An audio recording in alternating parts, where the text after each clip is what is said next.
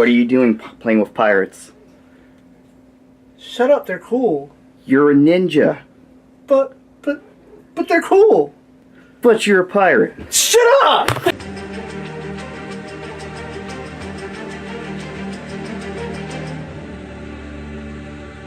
It's your boy Zappa, professional stage ninja, and welcome back to more Plebpla.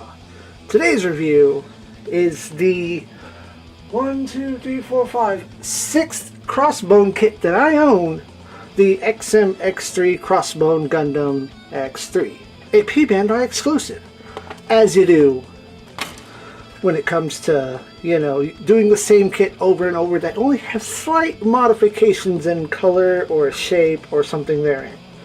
So, here's your manual. You can look this up on the Gundam Wiki. I'm not reading this to you today. It's not that special. Everyone should know the Crossbone series by now. This kit comes with runners. Now, one thing I will show you up here on the manual is right down here in this corner, weighing in at 2,017 pounds, this model kit, Bandai 2017. This first stack of runners you see up here, each one of those is from 2014, the original Crossbone X1 release. The second set of runners here is from 2015, runners that were made for the GBFT Crossbone Full Cloth High Grade. This is the only other runner from 2016, and it's just a mild recolor of stuff that you might get on what I suspect would be the Crossbone X2, which was released in 2016. There are 0 runners. 0. Not 00. Big fat 0 runners from the year 2017, the year this kit was made. If anybody ever wants to complain about reusing parts, this boy is the prime offender. No original parts whatsoever. But that doesn't mean I don't love it anyway. The Crossbone X3 is the 3rd, 4th, 5th in the line of Crossbone models.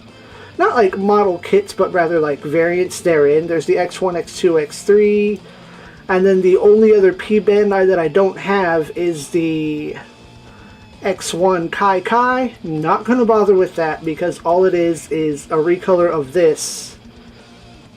Or maybe it's not even a recolor, it's just the X1 with the Peacock Smasher. Whatever, don't care. I do have the X0 further down in the queue.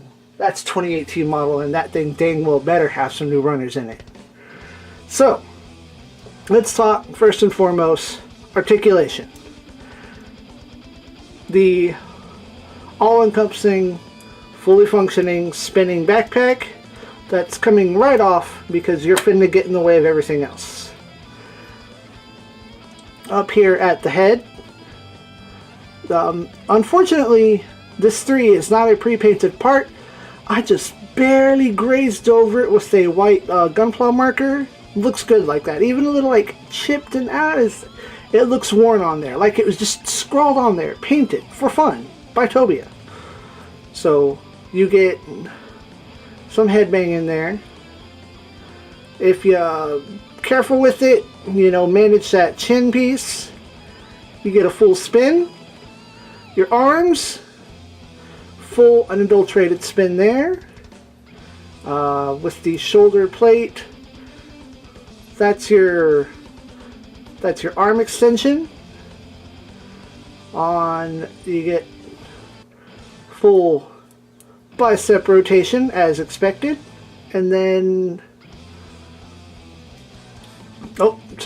a full flat fold at the arm. Very nice.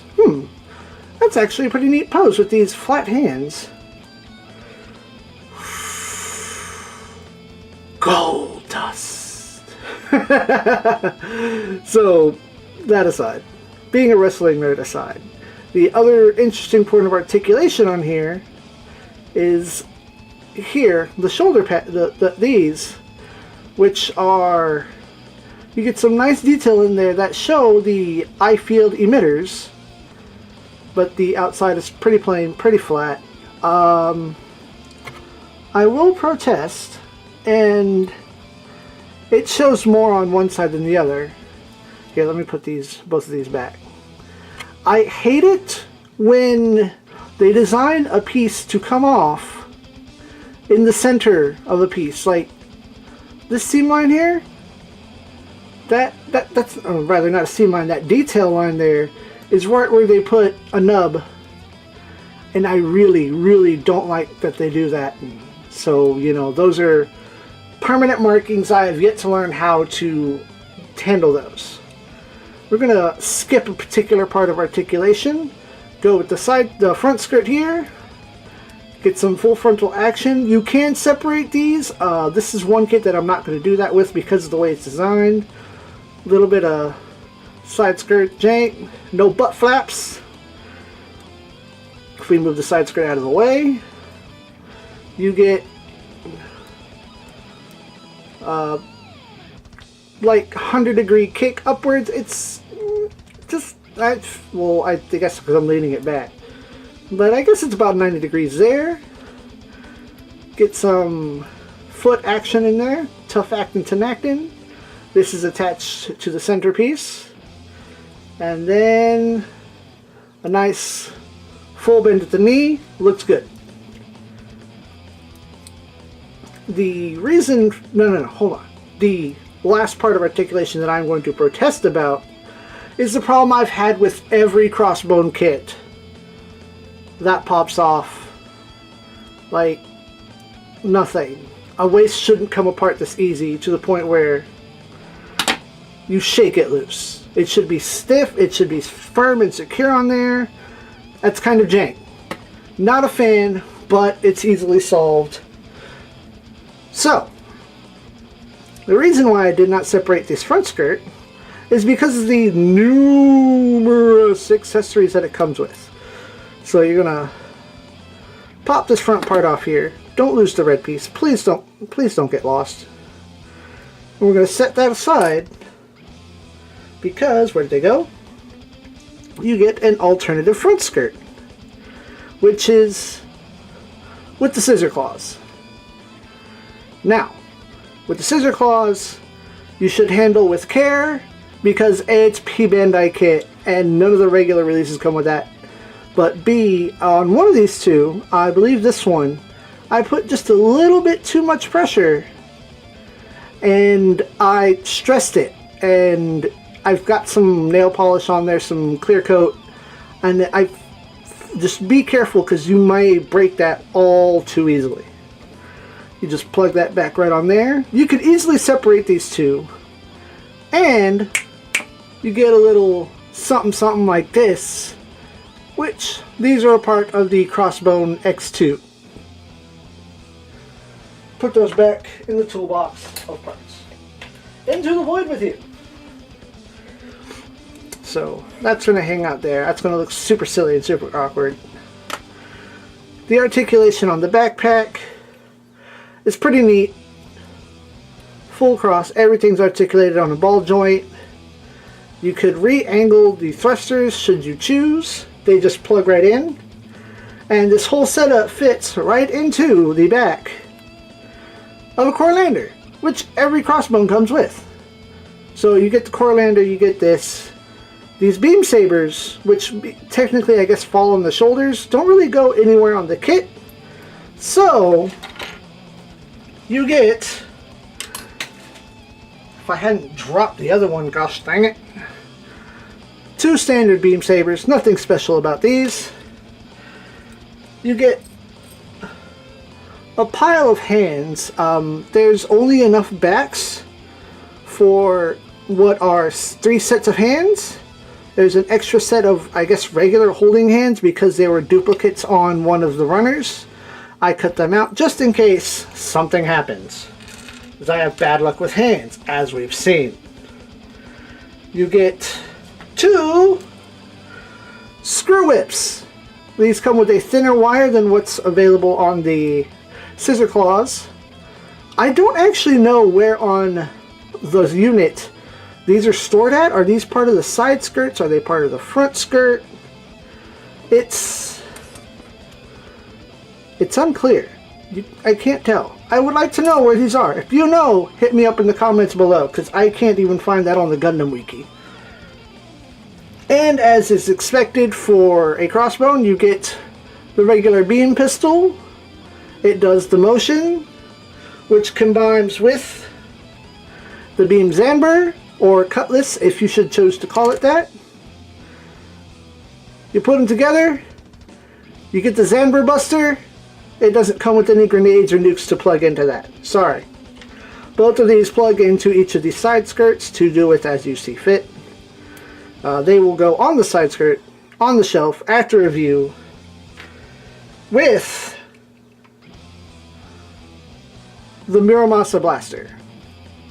Now with this, I realized some time ago, having previously purchased the full cloth high grade, I lost a piece to the other high grade. I did not know that there was a piece that plugged in, come on, right in the tip. I don't know if I ever built that piece, if I lost it, never cut it out, who knows. But I'm going to keep that in the box because I'm never going to pay that piece any mind.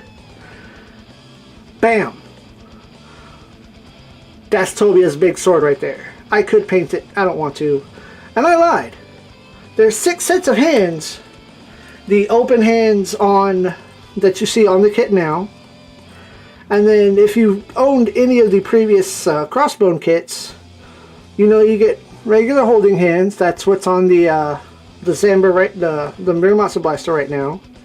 You get these pseudo open hands that are really good for holding that beam pistol.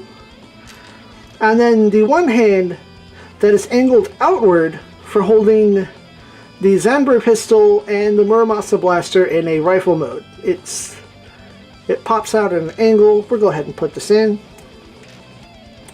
So that the wrist is out at an angle. It's holding, but then it makes room for the rest of the gun to hang out in here. Very, very clever, Bandai. Very clever. Well done.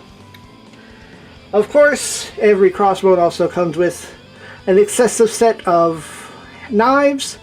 I already have 3 sets of these cut out. I don't need any more.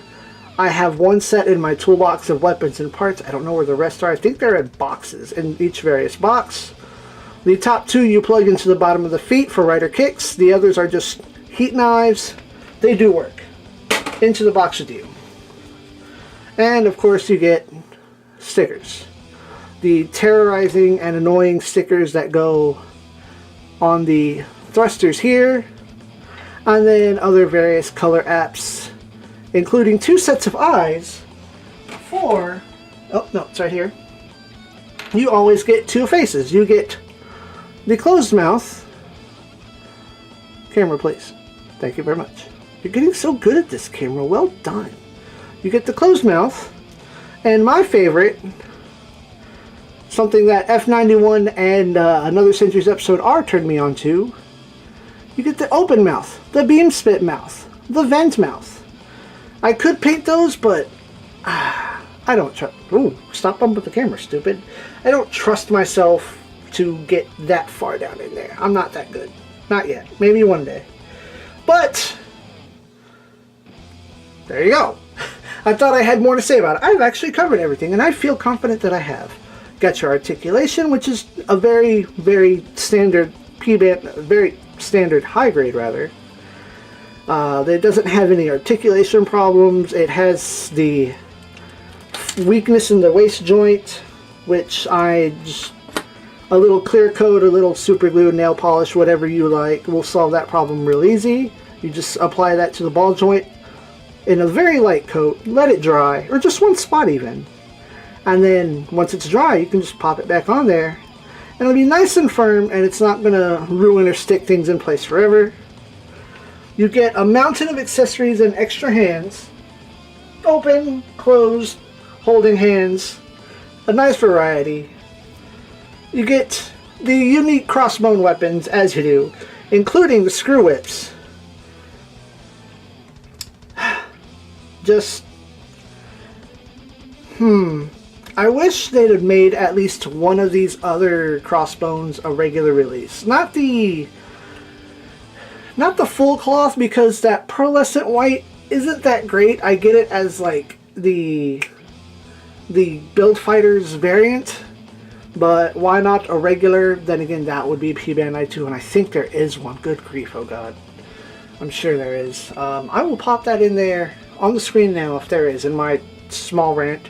But it's a great high grade. It's just a shame that you can only get the regular X1 as a regular retail release.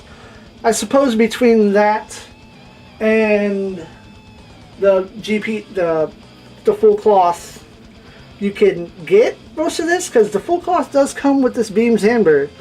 And that, aside from colors, is the biggest difference between them, except for the full cloth part, of course. Why am I rambling? You know what? That's enough rambling. It's high grade. Gets a good thumbs up. As a P-Bandai, it gets kind of a meh. Once upon a time I had a rating system. I had pros and cons on the screen. It's hard to recommend a P-Bandai because of its price point, but it's still a really solid high grade, and if you're a fan of Crossbone, I would totally suggest picking that up as part of your collection. That's enough of my rambling, and as always, SIEG ZEON.